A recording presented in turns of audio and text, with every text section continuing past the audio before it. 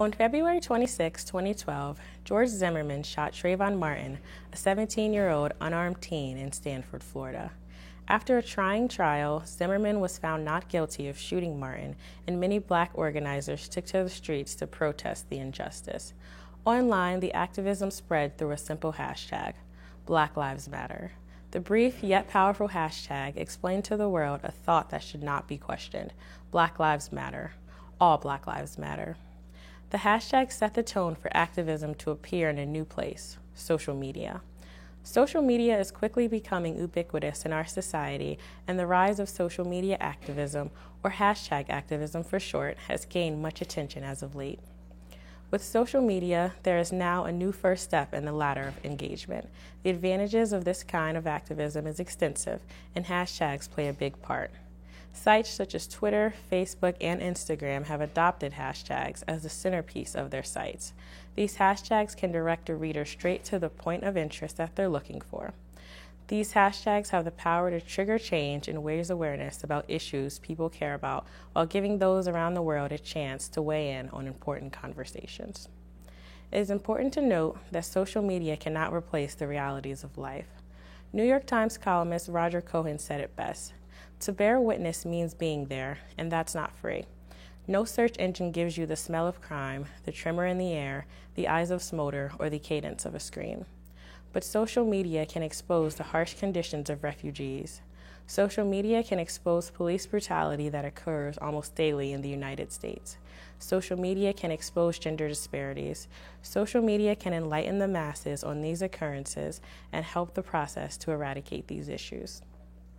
However, with the era of Donald Trump and the alt-right, social media has given a platform for hate, racism, and white silence.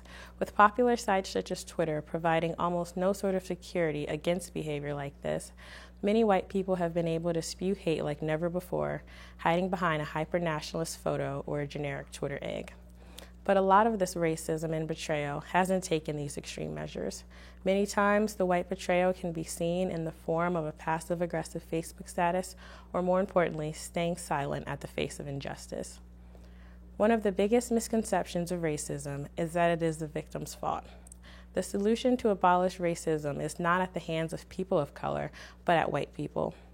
Racism is not just a black problem, but it is also a white problem. This problem of white allyship isn't new. In 1964, activist Malcolm X talked extensively about what whites can do to further their allyship and break white silence. By visibly hovering near us, they are proving that they are with us. But this hard truth isn't helping to solve America's racist problem. The Negroes aren't the racists. Where the really sincere white people have got to do their proving of themselves is not among the black victims, but out there on the battle lines of where America's racism really is. And that's in their home communities. America's racism is among their own fellow whites. That's where sincere whites who really mean to accomplish something have got to do work. This approach shows the danger of what white silence can do. Black people can preach and preach their agenda, but it is also up to the whites who stand with black people and rights to help spread that message.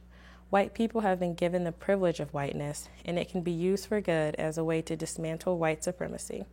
Guilt, shame, and embarrassment are not going to change the situations of black people. The decision to speak out on injustice, regardless of the consequence, is where the true change will begin. When the majority chooses silence over action, it allows for the oppressed people to continue to be oppressed. White people must educate themselves on the injustices of the oppressed and seek out answers they do not know, and to ultimately listen to those who are oppressed. This idea is very vital in the digital age. With the rapid decimation of media now, information is more accessible, with larger audiences than ever before. With this, those in power must use this for good and spread knowledge on the importance of advocacy and action.